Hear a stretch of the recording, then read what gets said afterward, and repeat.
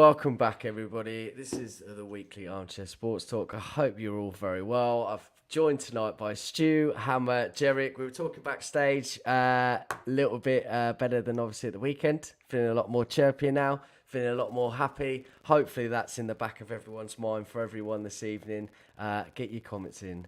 Get liking, get subscribing, and all that jazz. Richard, always great to see you in the comments. Can't stop, lads. Got to be up daft early in the morning. How early is what I want to know, because it might not be good enough. Just popped in to say hi. I got a prediction correct last night. We did enough to win the tie. We ain't losing over the next week.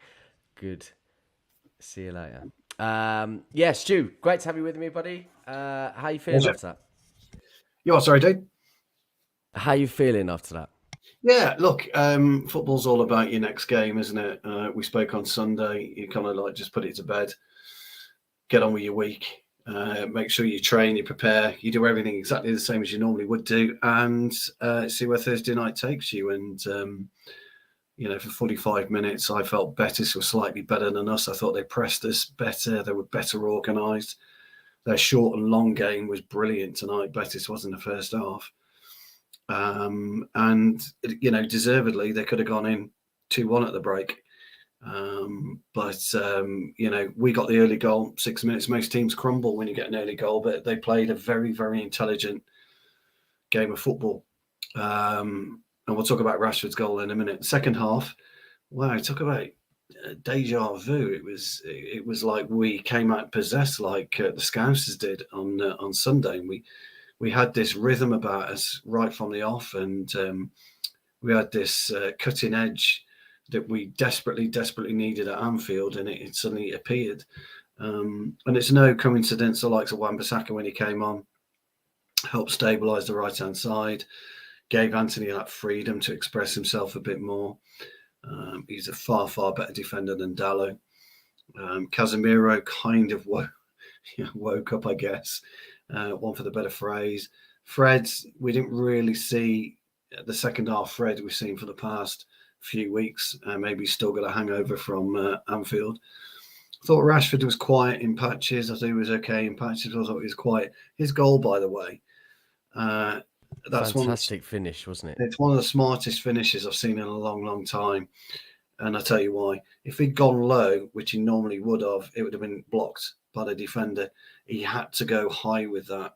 He had to put a little bit of pace on it, a little bit of spin, and it's the spin that took it away from Bravo. Only by a split kind of inch, so to speak, but it was the spin that did it. It's a fantastic finish, very, very smart finish.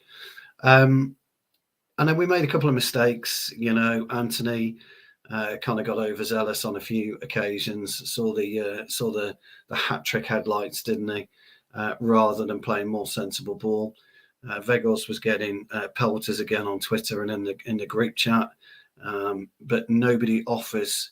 Anthony Marshall doesn't offer what Weghorst offers our team, and he was superb tonight. He could have had a couple more goals, but I was so happy for them. Listen, I know when you bring in a loan signing as a striker, you may be expecting a few more goals. It was really good to see him score tonight. First one at Old Trafford. He shinned it, but it doesn't matter. They all count, brother. They all. And it meant a lot to him as well. It meant a lot to the team because he does work tirelessly. So, I was saying to you backstage, Mark, I felt at 3-1. It's a difficult scoreline. 3-1 is, and a two-legged tie. It's one of those, do you stick or twist?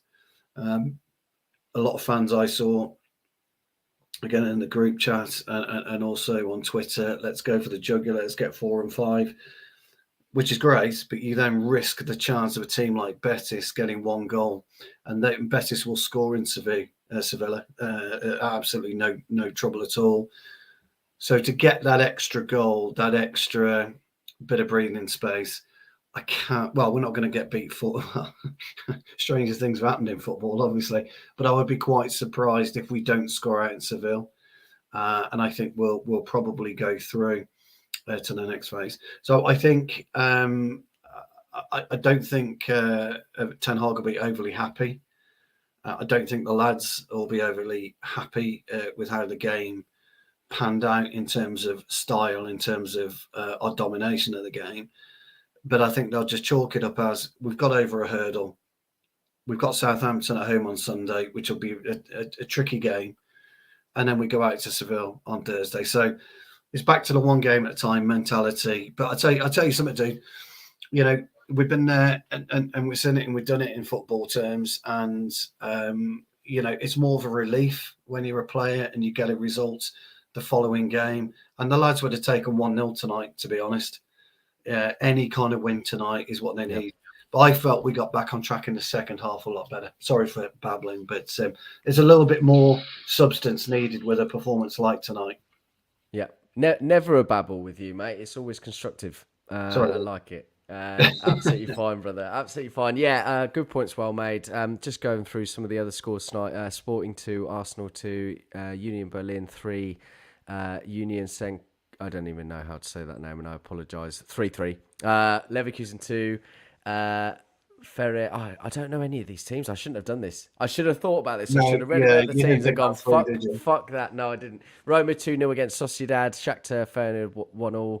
Obviously our game. Juve Freiburg 1-0 to Juve, and Sevilla 2 Fenerbahce 0. Interesting. Yeah, Georic, great for you to join us again, buddy. I hope you're well. I hope you enjoyed the result just like we did. 4-1 in the end. How are you feeling after that? I'm ecstatic. Like I said backstage, I was so excited for this game just to have something else to focus on after the weekend. I think obviously the result's great. I think it should have been even more, especially that second half. We came out we looked possessed. There was just the interplay, that one goal. I mean, the setup for Anthony, where he should have passed, where he tried to dink the keeper. That would have been, it was almost Arsenal Norwich-esque, the Jack Wilshere goal. Can I just, sorry, buddy, can I just interject on that, actually? I've seen a lot of people tonight, particularly in a group chat and elsewhere, saying that he should have squared it.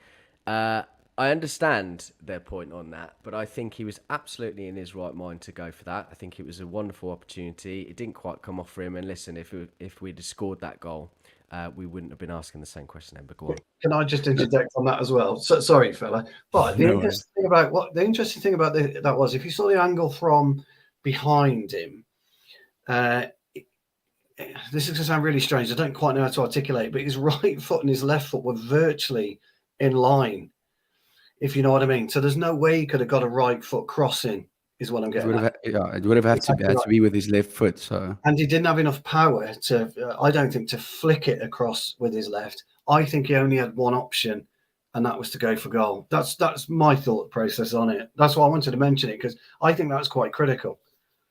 Yeah, absolutely right. Sorry, Georic, carry on. Sorry, Georic. No worries. I don't think it impacted my opinion of him in the game. Obviously, like you said, most people, let's say everyone on Twitter, saying he should have squared, would have shot there. But I would have liked it to result in a goal. The setup was amazing. I thought the first 5 to 10 minutes in the game, we looked really good, first half. And then as soon as, it's almost as if there was just like the switch, and Betis were just looking so much better, like you said, as to, I don't know if it's a cause for concern, but I don't know what's going on with Dallo. I don't know if it's injury, if it's fatigue, what's wrong, but and what happened with Wan-Bissaka, because he's a complete different player. I mean, he came on and I'm really, really impressed with him. It was a great cameo from him, if you can call it 45 minutes a cameo. But overall, Facundo Pellistri really, really impressed me. I want to see the guy getting more minutes. Definitely. I don't want to lose him because he's not getting minutes. That guy, there's something in that player. I'm being honest. Just very quickly, and I'll come back to you on that, Georic. I have rated Pellistri as he's come in. I didn't watch him enough. I didn't really watch him enough at youth level. A lot of people have been banging his drum for a long time. And I think for me, it's very unexpected just how good he's looked every time he's come on. Even the fact he was in the Uruguayan side at the World Cup, he had a really good campaign for them, played really well. And I thought, oh, Christ, this is quite exciting. Get him in the team, this, that and the other. But he's always been excellent. And he was outstanding when he came on. But yeah, talk to me a bit more about him. I mean, I think it was something like 14 seconds since he came on, where he received the ball. It seemingly looked like he had no option other than to turn back and look for some support and drop the ball back. But he had the confidence to take them on. I think it's like 3 or 4 Betis players um, on his left, down to the touchline, cut it back. Scott, obviously, I think his shot was blocked by Bravo. I'm ecstatic for Wout. Um, I actually got a little tear in my eye seeing his Me celebration because too. you can Me see how too. much it means to him. And that's the type of players we've been crying out for. Last season, we didn't have players play with that passion, with that desire. He's getting so much stick on social media for something I don't think he necessarily understood. I don't think he understood the magnitude of what he did and how it relates to Manchester United fans. Obviously, he said why he did it. I don't necessarily think that is the main reason why, but I definitely don't think it's because he's a Liverpool fan. Um, I was over the moon for him scoring. Really, he worked so hard. He should have had an assist as well with Anthony later on, but that was before his goal.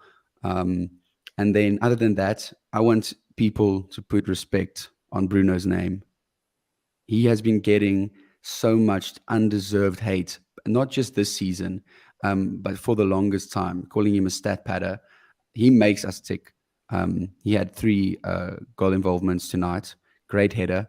Um, I just can't understand how United fans can watch him and not think this is United's captain. This is the guy that makes us win games. Without him, we are so flat. Other than that, like I said, super happy with the results. We really needed that. I was worried about momentum after the Liverpool result.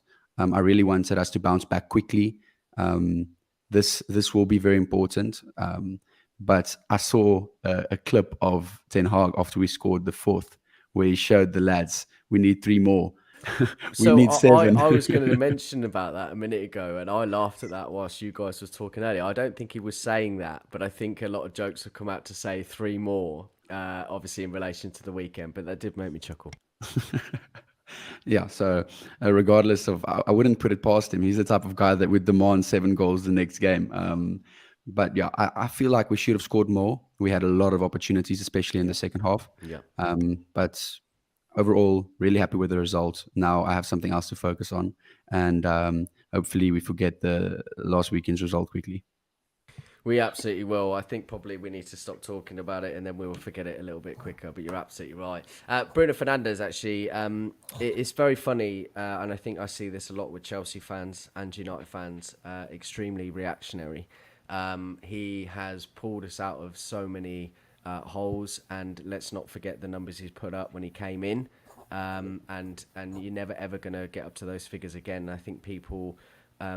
try and own that too much, try and compare that too much, and because he's not providing that, he's not playing in that same position, he's not going to get those numbers ever again.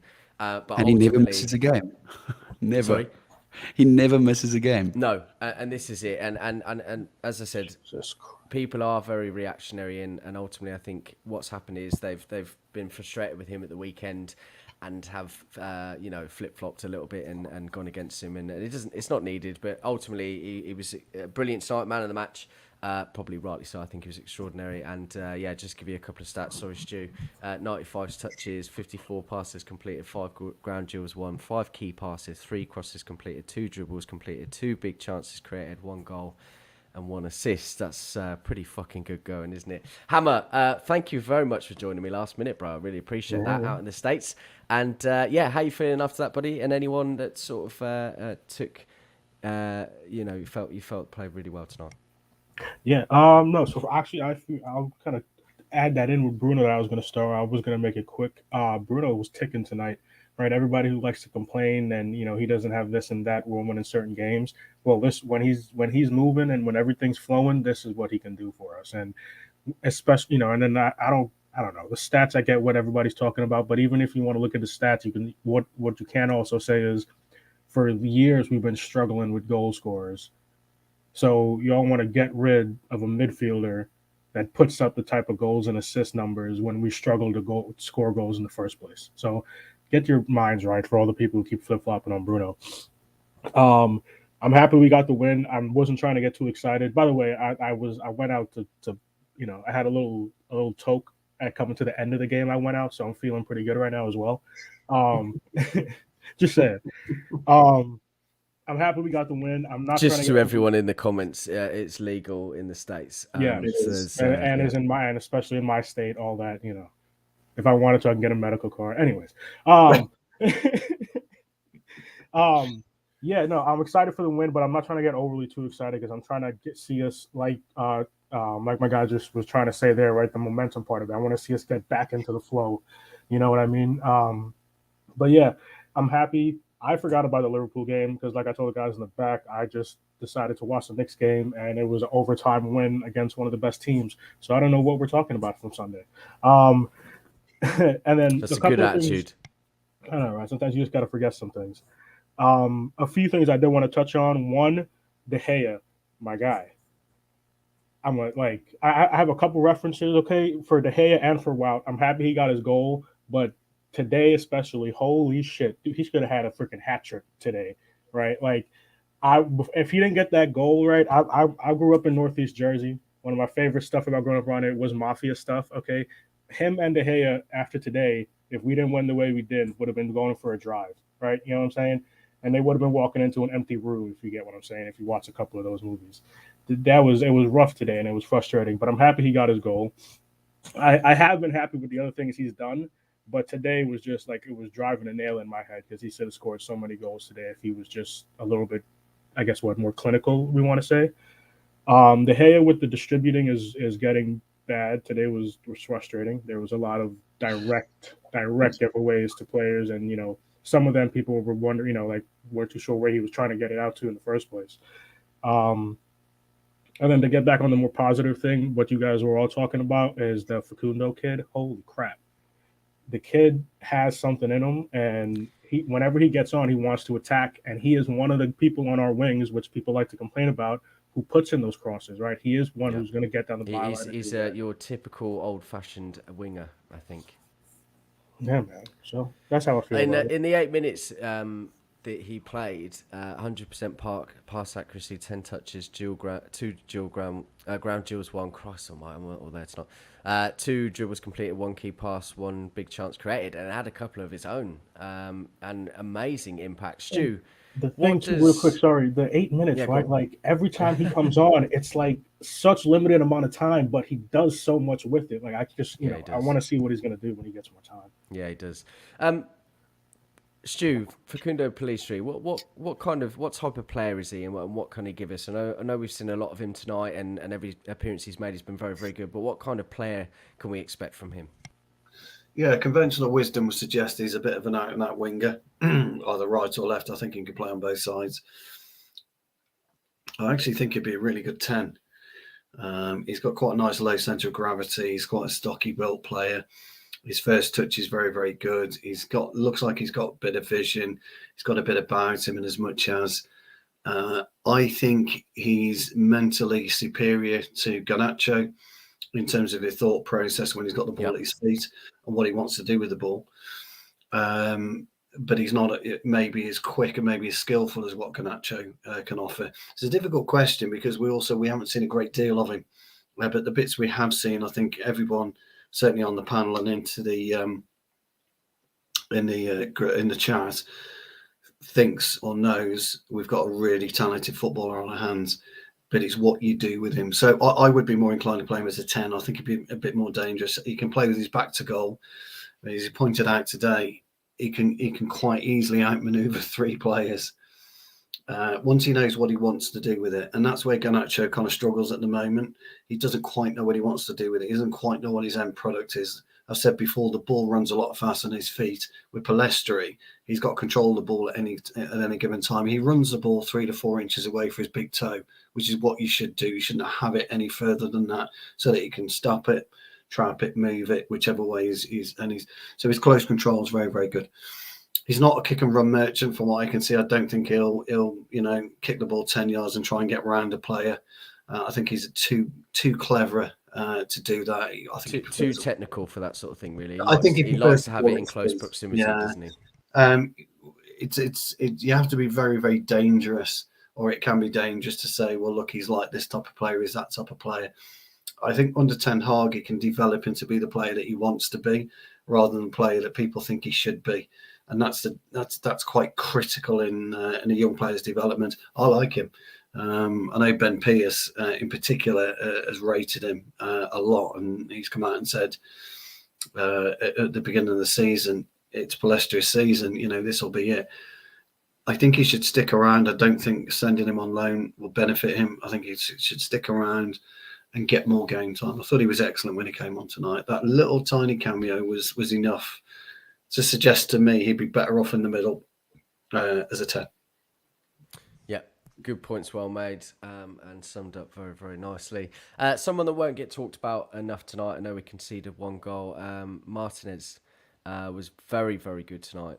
Very, very good. Very making everyone aware around him aware, and defended excellently. 92% up pass accuracy, 78 touches, 61 passes completed, 5 out of 5 long balls completed, 4 out of 4 ground duels won, 3 out of 3 tackles won, 3 out of 3 aerial duels won, 3 clearances, and 1 out of 1 dribbles completed, and almost scored a goal as well. But that is an impressive performance. We know we expect that from Martinez, but considering how woeful everybody was at the weekend, but particularly him, I think he was quite shocking for a couple of the goals. That's a really good bounce back, isn't it, Georic? Yeah, I think he was excellent today. It's almost as though we come to expect it. Yes, he obviously had a bad game, but I think this whole season he's probably had 1.5 combined bad games. But yeah, there was an opportunity for Betis at a stage where De Gea gave the ball away in the first half, where if they scored, this could have been a completely different game.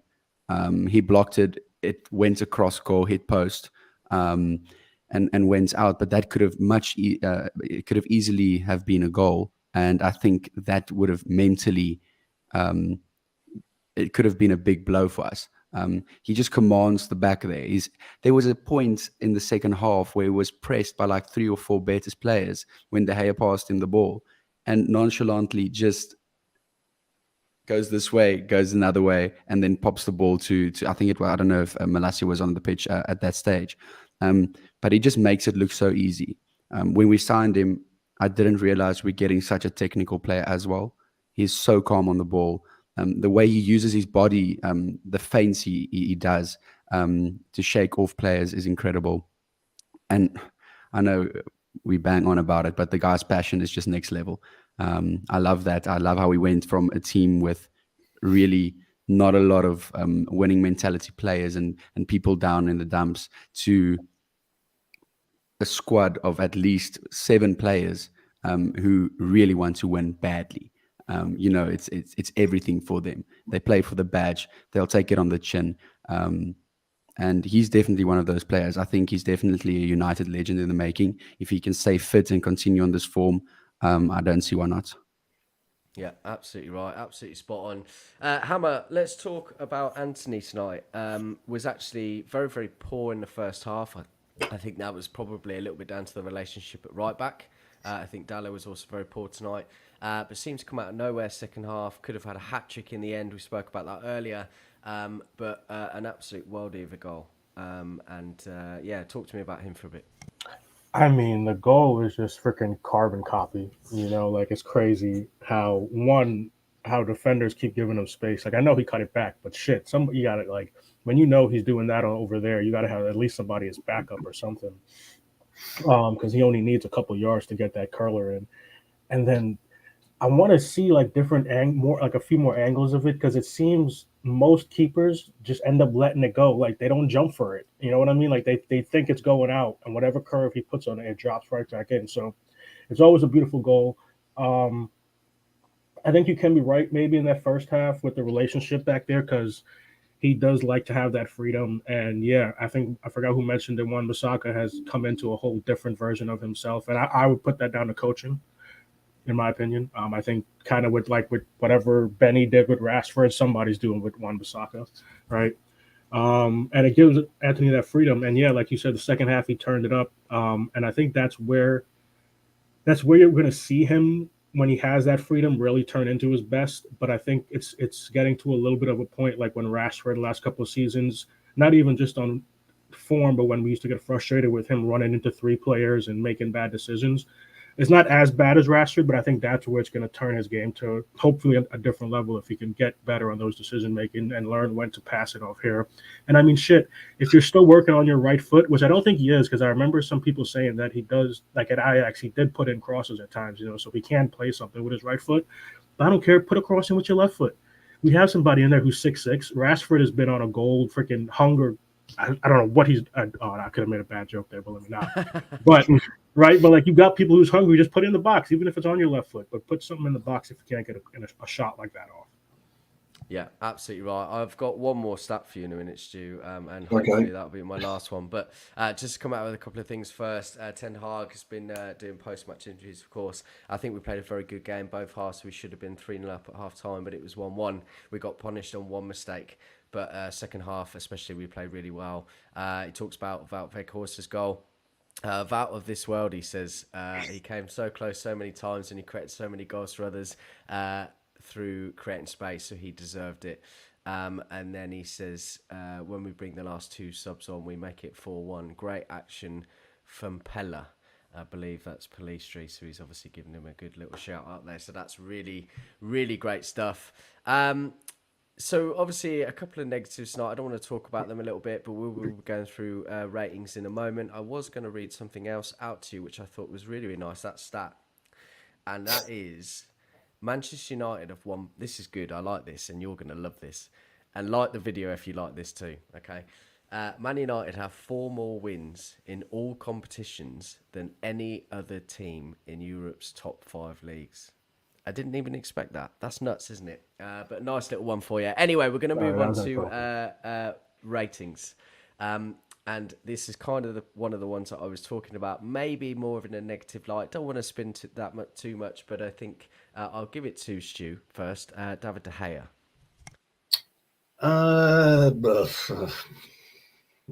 6. Yeah. Oh, crikey. I'll go with 6. I think I'm being generous. It's a generous 6. Woeful tonight. Really, really bad. His distribution. He couldn't do anything with the goal. That was 1-1-1. Yeah. Good goal. Finish, good goal. A brilliant finish. But I'll go. I mean, Jarvis is probably right, to be fair. But I'll go with a 6. An over generous 6. Yeah, not the best performance tonight. I think there's a lot of debate. I'm not going to dwell on it. No, and listen, I'm not condoning that at all. There's been a lot of conversation, particularly over the last couple of seasons. And Stu, this is something I always bring up. You and I have been saying it for a very long time, and I think it's now starting to maybe come through the cracks a little bit on the kind of goalkeeper he is. And tonight, he was lucky that it didn't cost us a little bit more. And I really hope he can come back to maybe a few games ago when we were singing his praises all the time. Praises. Yeah, absolutely.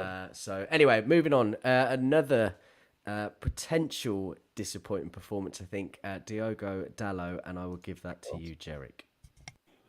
Yeah, I don't know what's going on with him at the moment. I don't think it wasn't terrible, but I don't see the conviction and the confidence in him at the moment. At the start of the season, he came out of the blocks. He was playing really well, defensively and attacking wise. He was confident, was playing. He had a good relationship with Anthony, if I'm not wrong, at the start of the season. They had something going there, or was it Sancho? No, I can't remember. Someone on the right. Anthony. Was Anthony. Obviously, the goal came from that side, kind of. But I want to touch on that quickly. I know I'm going a bit off topic. If you are offside, VAR checks, and even if it's in the build-up to the goal and it's no goal, if you foul someone in the build-up to a goal and VAR checks and it is a foul, they don't give the goal. Why isn't it the same with handball? It's the worst rule for me. I can't understand it because he obviously uses his arm. It helps him control the ball, and that's the reason they score. Obviously, it doesn't help we dwell on it. We did win the game, but that's just something that's really strange for me. Whatever they're doing with handball is shit. Everything is shit. It's just a quickie. It was chest to arm. So it came off his chest to his arm. So as long as you control Is that the reasoning? As long as you control it with a non foul body, so to speak. So it was kind of like it almost come off his pec. because what he did, he squatted down, which is the right thing to do. Come off his pec almost.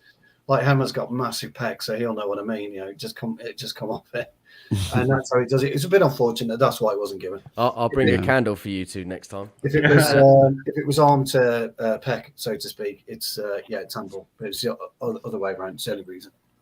Okay, because I heard the commentator saying that because it's in the build-up. Because I remember against Middlesbrough, we conceded the same type of goal where I can't remember the player. I think he played for Sunderland.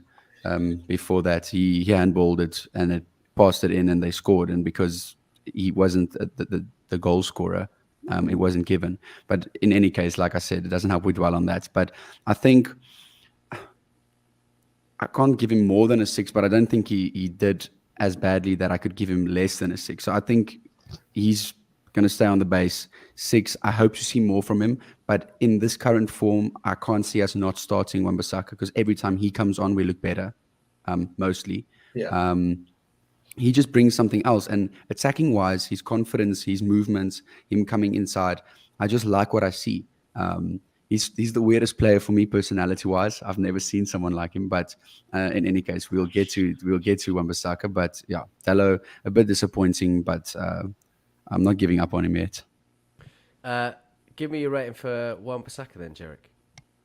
I think he completely changed.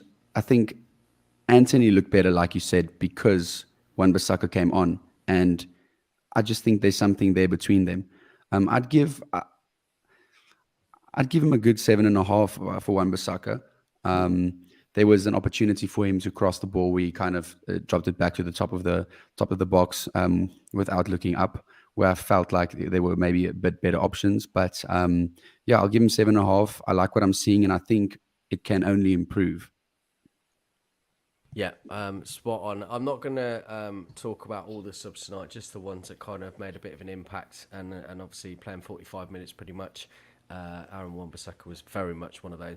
It's a real tough one for me. I know for Diogo Dalot, because roll back 6 months after the poor start everybody had at United, he was absolutely sensational. I couldn't believe the improvement we saw defensively from an awareness point of view, and also getting forward and the crosses and everything else.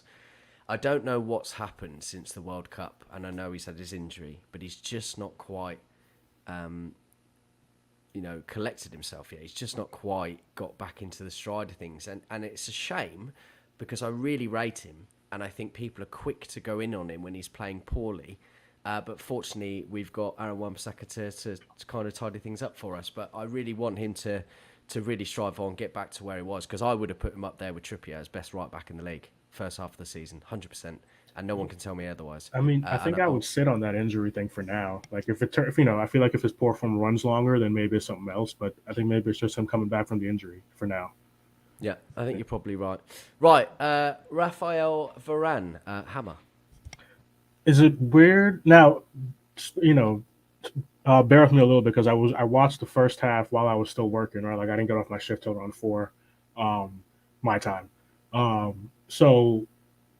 Did he just not? Was there not a lot of shit that was going on with him today? Because I want to say like an average score, like a 7 or something. Just not that he played bad. I just didn't hear his name too much. I didn't notice him do anything crazy. That's about right. It's about right. Yeah, I think he quietly went about his job very, very well. Okay. That's usually how Rafa plays. That's true. Yeah, he's not somebody crazy like Martinez, which I like though. I think everyone likes having that thing. To be honest, I'd only give Martinez a 7 anyway. I didn't think Martinez was anything special tonight. He was okay in patches, but I thought they were both on the bottom. Yeah, did the job kind of thing. Yeah. Well, you shot down my stats earlier. Thanks, Stu. No right, problem at all. Lisandro Martinez then. Go on then. Just a 7 for me. I mean, he I don't think he stood out anything particularly, but he didn't do anything wrong. I just thought it was a good, solid centre-half performance. And, he was there to clear up any issues that we had. Varane was the same. I thought they marshalled the offsides quite well. So they held the back line quite well together. Yeah. There was no real major threat through their centre forwards or their forward players. When they attacked in numbers, it's a different story. I mean, 4-2 doesn't go when they attack in numbers. But I thought overall it was a consistent, good, solid performance, but nothing special and nothing terrible. So 7. Yeah, fair. And So can we're I just giving say real both of quick, them man? 7s, are we? Yeah. Yeah. Yeah. I'll just say real quick too on Martinez. I freaking love Martinez. So I'm not, he's going to be here for a while. I don't think Tenna is letting him go. Even if some shit changes, whoever comes in after wouldn't let him go. It just wouldn't make sense, which I hope nothing changes for a while. But like Martinez is going to be here for a good amount of No, time. he's going to be here for a while. Yeah. Yeah, love him. Absolutely love him. Yeah, I Right, mean, he moving just said on. off centre half, by the way, Mark, because if he's getting an 8 or he's getting a 9, He scored a goal. Well, no, we're getting pummeled. I'm sorry. If he's getting a 4 or a 5, we're getting pummeled. If he's getting an 8 or a 9, yeah, he's probably scored. Yeah, probably. So Right, Luke Shaw. Luke Shaw, Georic, over to you, buddy. I think he had quite a good game going forward, especially in the second half. There's just one thing that bothers me, and I don't know if it's tactics or what it is, but I feel like Shaw always finds himself very narrow when the other team receives the ball wide in the box. The right wings, with Jose Perez's goal as well. It just felt like he doesn't rush out quick enough when he realizes there is danger. It feels like he's quite calm when he shouldn't be, not like in a Martinez way where he's receiving the ball, fainting and passing. He just looks like he's not bothered sometimes, obviously not always. Do you think that could be to do with maybe playing slightly narrower at centre-back quite a few times this season? I mean, that might definitely have a role to play a role with that.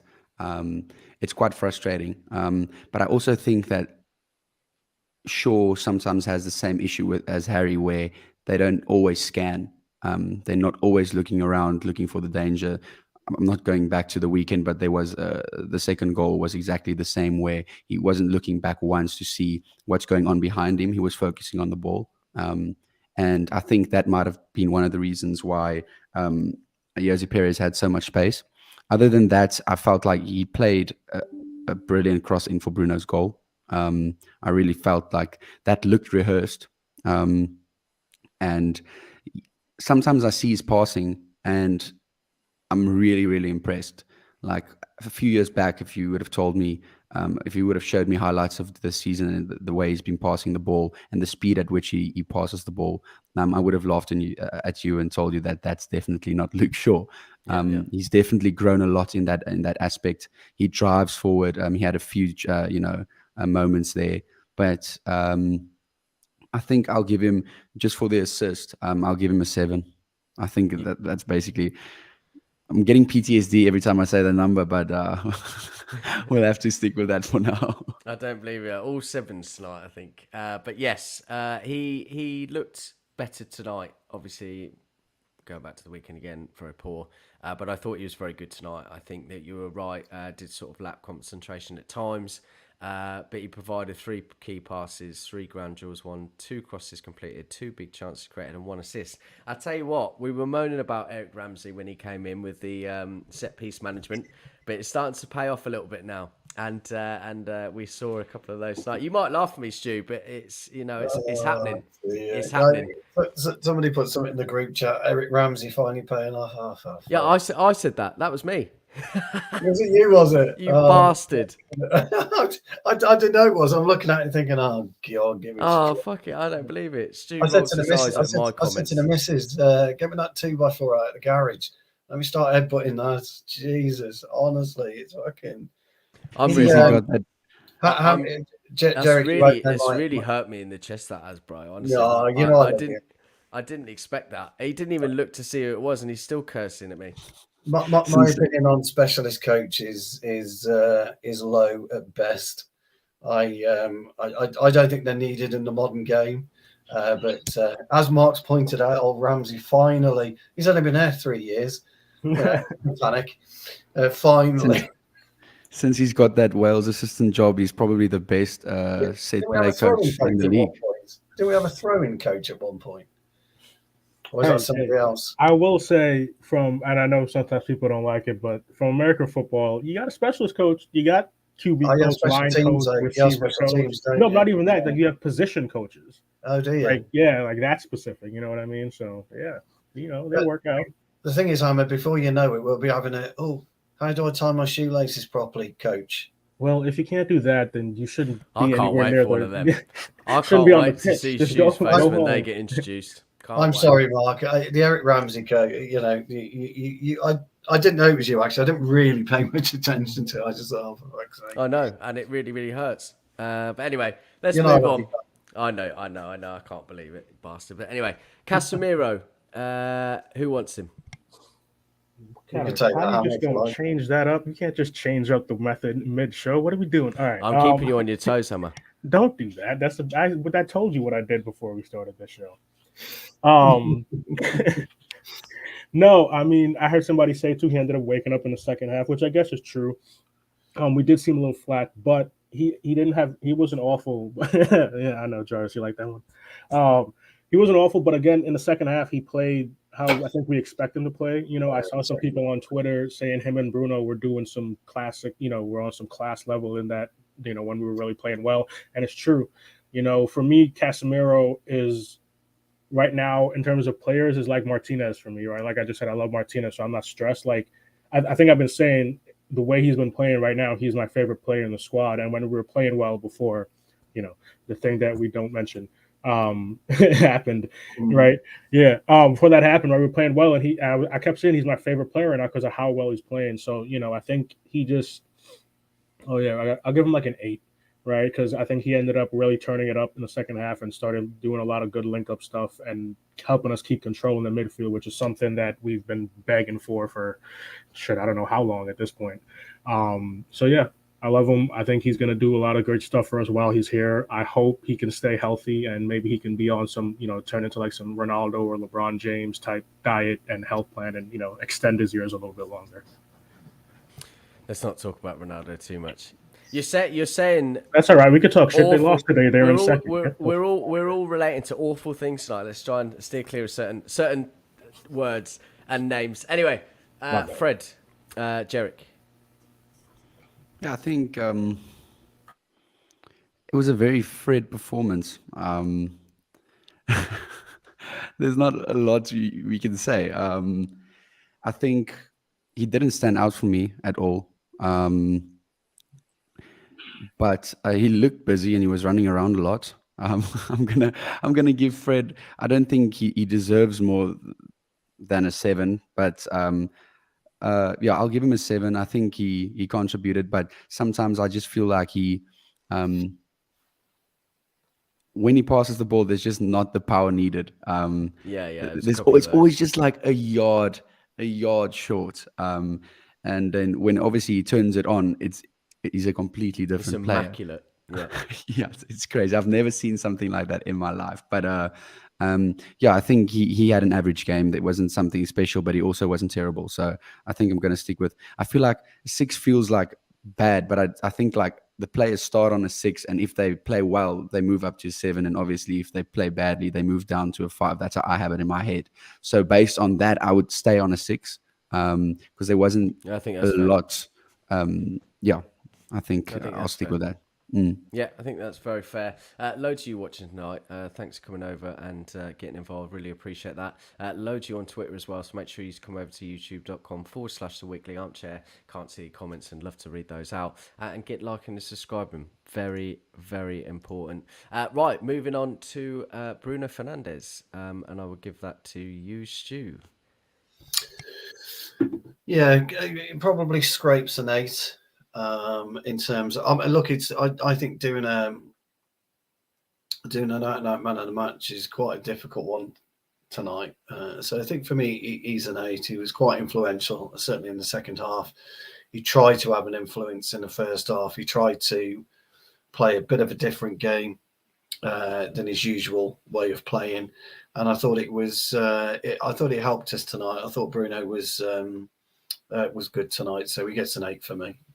There's not a great deal to say really about, but his influence on the game was probably greater than what Casemiro's was tonight, which is unusual for me, Hammer, because I'm a central midfielder when I was in my youth and a centre half in my older age. So, you know, I like Casemiro. I like what he does. He plays the game simple. But I just felt Bruno just had that edge on Casemiro. So I don't think that could be in the midfield. I'm too aggressive. Oh, I love it. I do. I loved it in there. No, I absolutely. don't know. I'm just saying, like, because then I'd still play it like a center back. I'd just be picking up card, like I'd just be. Well, I play centre half like I did a midfielder. I just kick everyone. That's how you do it. There you I go. think Don't play football with Stu. If you've I learned think when anything Stu from tonight. meets in his younger days when he met a girl and they'd ask him, is she pretty? And he's like, yeah, she's probably a 6. She's probably a supermodel because I don't think. What does Bruno have to do to get a 9 or 10? I love that. Do you know That's what? that's a good analogy. It is. I'll send this one to Sean. He's our analogy king, and I think he'll be disappointed that he's not thought this one. Brilliant. Thanks, Georic. Right, moving on to Anthony Hammer. Ooh. Let's see. Damn, that's rough. In my head, what I'm thinking. Can we go points on your channel? Like a point something? Yeah, of course. Yeah. 7.5. You do what you like, mate. You can do 6.9, 6.99 if you Don't be really want to go that far. inappropriate. What's going on here? There was no need to get. We're not decimal place, specific. You can do what you like. Yeah, but why were those numbers in your head, Mark? Huh? Oh, Huh?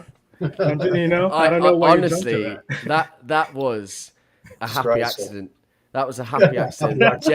Genuinely didn't mean that, but thanks for pointing that out. Those could also be taken out of context. Anyways, I'm gonna go 7.5. Yeah, he had a rough first half, but yeah, second half picked it up. Like we said, again, I think for him it's the comfort thing.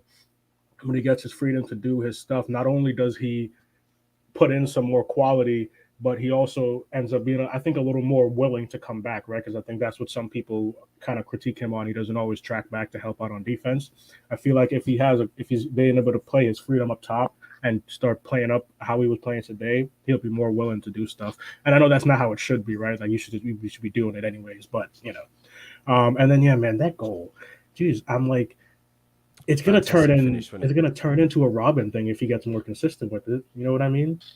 So yeah, man, I like it. It's a beautiful goal all the time when you see it, and it always sticks to keepers. And I don't know, I don't know why I just like seeing that. I probably shouldn't be more of a defensive person, and when it comes to football, but I like seeing keepers just get stuck there and be like, oh shit, and then watch it drop in. It's a great thing to see. 7.5. His body shape is his body shape, Hammer, when he does it is terrific. He just slightly leans to his right, which enables him to get the outer whip. He aims the whip on it probably 5 yards away from the post. Yeah, that's where and he gets that curl. His footwork is phenomenal. When you see it slow motion, it's a wonderful. But it's that little lean to the right that helps it guide. It's amazing. There you go, little lean, and you might be able to curl things in a little bit better. Right, moving on to Marcus. No, we'll do Palistri, and I'll give that to you, Stu. Oh, interesting. Look, I've said, and I've gone on record of saying that to win and it doesn't get man of the match, by the way, but to win a man of the match performance, you don't have to pay for 90 minutes. Is what you do to change the game that allows you to get man of the match. And I felt his cameo, his 10 minutes or 8 minutes that he came. No, it would have been 10 minutes because we had 4 minutes of extra time, didn't we? I thought was phenomenal. He was an absolute live wire, and he just added that little bit extra penetration when we needed that extra goal. So he gets an 8 for me. I thought he was terrific when he came on. There you go. We're moving. So I am giving a 9. I am giving a 9, by the way. Okay, I think I know. Yes, my man. For, and I am ready for this. But anyway, we're going to do one more. Marcus Rashford, and I will give that to you, Georic.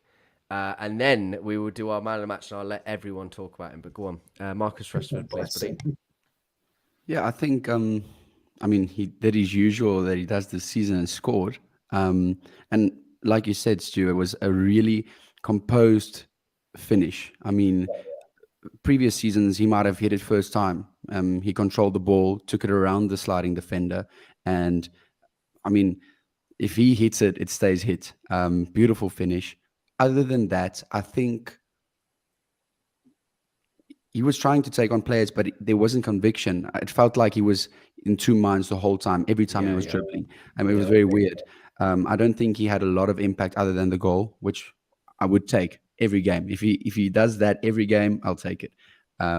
But saying that, I think I'll stick with a 7 for him. Maybe the 0.5 for the goal.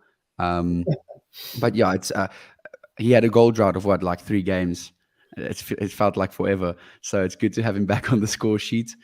Great seeing the celebration, and yeah, hopefully he'll kick on, and I just want to see that confidence again. Obviously, it's going to take a while, especially as attacking players when that happens. But it's good to see that he hasn't lost it. Absolutely. Right. Moving on to our main man then, I think Stu was alluding to earlier. Yes, Our Wout Weghorst. He's my man. Weggy, who I like to call him, as Ollie would say. Go on then, Stu, you first. He's my man of the match today. The people in the group were slating him. People on Twitter slated him. Just you've got to understand football before you go slating a player. It's very easy to say, well, he was brought in to score goals. Was he? Was he really brought into? He was brought in to be a menace, and that man is an absolute menace. Yes, he could have had a hat trick today. He really could have. There's no two ways about it. He missed a couple of glaring ones, but that first one where he was offside, it was a wonderful chest. It was a wonderful bit of improvisation to pop it away. But he was, Fred was miles offside, wasn't he? But it was a great finish, and you could have been forgiven to have a pop at him at that point, because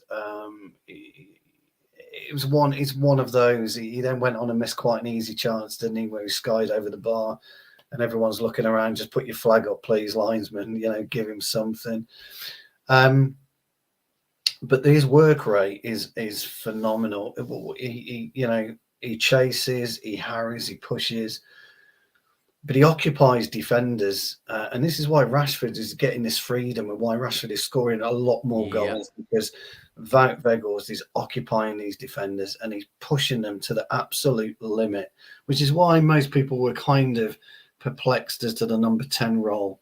I would have pushed him up against Van Dijk. He knows Van Dijk. He knows exactly what Van Dijk can do. It'd have been a great battle.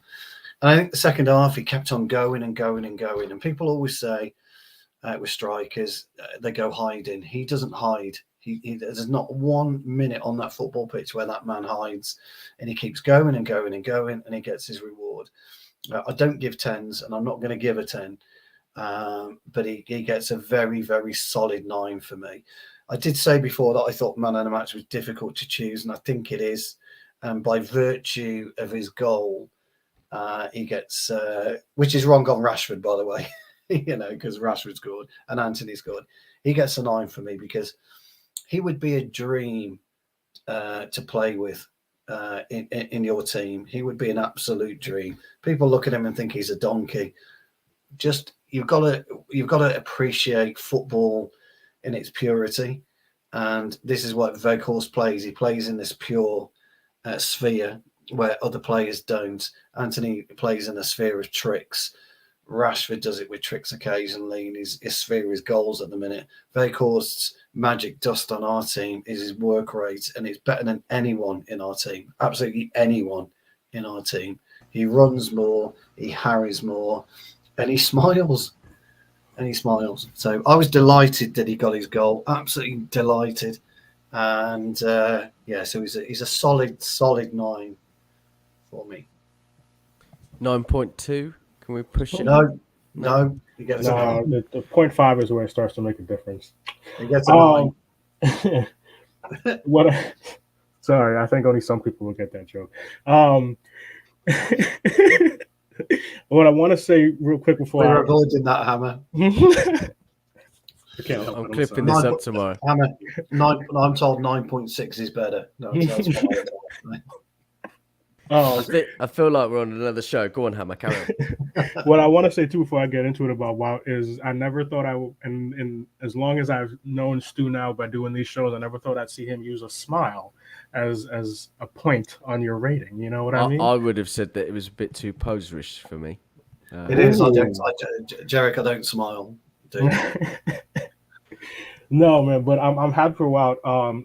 For a second, I thought he was going to cry on the celebration because I mean, damn, I get it probably has been insanely frustrating for I him. think he probably did, to be honest. Did he? All right, yeah, because I know they got around him, but I mean, yeah, his it's the reason I wasn't getting frustrated about the goal scoring, right? As what Stu was talking about, everything Stu was talking about is not only just the work rate, but what he does in the rest of the team, right? Like, there's a reason now I think Ten Hag has shifted him from just being the press, right? Like, just being a 9 up and press and then trying to get something to come down deeper into the midfield and press and really start to break stuff up. He is ridiculously effective at it.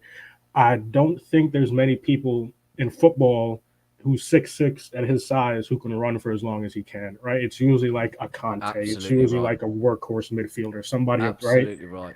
But he doesn't freaking stop. And I think something else, not just Stu, but anybody who played in that defensive type roles when you play football, Jesus Christ, he must be a nightmare. Holy shit. He just be hanging all over you, 6'6". Like you can't move him. There's no right. There's only so many center backs in football that can deal with his type of size. One of them's on our team and he sits on the bench, right? Like, it's difficult when you have somebody like that. And for him to finally get the goals, I think it might, I always hear people talk about sometimes when strikers are in droughts, getting that little, even if it's just some little cheap crap goal, but still getting something to break the drought. So you never know, something might start happening for him. But what I will say too is, damn, if there was FIFA, just give him a speed boost or something. It's all he's missing when it comes to the goals. He always seems like a yard or two away, and he doesn't get enough or something like that. And it's like, damn. So that's quite an astute point, Hammer, because I made a point at the beginning when he came in that if you were a number 9, you haven't got a hope of Anthony and Rashford crossing you the football. You haven't got a hope in hell. Luckily for him, he's slow. So when he does receive the ball and he manages to turn on it, by the time he gets to the box, Rashford's 2 yards, 3 yards in the box. Yeah. So it's Anthony. So he's never going to get there. If we're building from deep and he's able to kind of just walk backwards for 10 yards and then put the sprint in, he's perfectly positioned. He really is. But you're absolutely right. He would be an absolute nightmare to play with. You'd have to play him at arm's length. You'd literally have to do that with him and dig him in the kidneys to try and disrupt him or something. I'm not gonna lie, my stupid ass would try to go body for body. It might not work out for me, but I would just try to put a shoulder into him and see how he takes it. That's how I'd start. Just to say. Yeah. To which he'd go, I mean, I don't know. I mean, when I played American football, I hit a kid in his chest and it hurt his back somehow. So, I don't really know what happened to him. The interesting thing about somebody like that is when the ball's coming towards you, you stiffen up massively as a centre forward because you've got to decide where to take it. Do you take it on the chest, or are you going to try and do something with it when you do it? So you stiffen up massively, and if you're playing American football, you have to be relatively loose, don't you? Because if you stiffen up and you take a hit, you're gonna break your back, aren't you? Or you're gonna break something. You've got to be a bit more loose. Yeah. You gotta know when it's coming too. Sometimes when you don't know it's coming, oof. So with somebody like Vegas, he can also kind of open his legs like that to steady himself, and it makes it even more difficult then for you as a defender to get anywhere near him because he's arching his body. He's using his back foot to keep you away from him. And he does all this. If you watch him, he's really skilled at making, even if he doesn't win the ball, he'll stop you getting there. I'd hate to play against him. I absolutely hate it. I really would. Yeah, I'm ecstatic for Wout. There's a few moments that I really stood out for me. The pass to Anthony, it looked straightforward, but it wasn't. The opportunity was brilliant. I'm going to go out of the way. I mean, I wish he had the goal-scoring prowess of Haaland, but he's a more technical player. The flicks around the corner, the stuff he does, I know that's very controversial, but that's just how I see it. But I think we can put some of the misses and the rustiness in front of goal to him not receiving anything in like the last 13 games. No one put crosses into the box. No one set him up for goal. I mean, he's had a few opportunities. The one at Barca comes to mind. But he hasn't received a lot of good crosses and opportunities. And he has made the runs. He has been in the positions and they haven't found him. So I'm going to put that down to that. But yeah, I'm 100% going to go look for a few photos that celebration and change it from my fiance to Wout It's celebrating that on goal. Instagram. It's on Instagram already. Interestingly enough, what you pointed out about Haaland is true. But look what's happened to Haaland in the last 7 weeks. Yeah, a few couple months. of months. Yeah. Look what's happened to him. He's on 28 goals. I mean, crikey. I mean, But isn't Rashford up, by the way, somewhere up there? 26, 27 goals now. It is 26 now. I know Haaland's in all competitions. Premier League, isn't he? Most of it is Premier League, but defenders. Me and Hammer are both centre halves, Georic. So we're always talking about it. But defenders now have started to understand what to do with Haaland, and all it is just cut the supply off to him. Yeah. Weghorst is, and as you pointed out, just completely different, a different animal. If Haaland was like Weghorst, oh my god, but he's actually got the pace to get into the box, hasn't he, Haaland? Me, Jesus if Christ! Haaland ran like Weghorst, oh my god, complete number 9, he would, wouldn't he? He Right, would. guys, listen. Yeah, listen. sorry. I am sorry. As much as I love all the tears and emotion about Weghorst, I've got to end it, unfortunately. But listen, I appreciate everybody getting involved tonight. And for those of you, as it's been a silly show tonight, for those of you that have been going in on Bruno, this one's for you. Listen, thanks for joining in, guys. Really, really appreciate it. Make sure you get your like and subscribe. Make sure you come back. Obviously, we'll have more shows coming up in the future. Thanks to everyone on the panel tonight. Always a pleasure having all of you, and fantastic stuff as always. But listen, we've got another game on Sunday, bottom of the league, Southampton. Hopefully, we won't do a Chelsea, and we'll have another good result. And I'll see you then.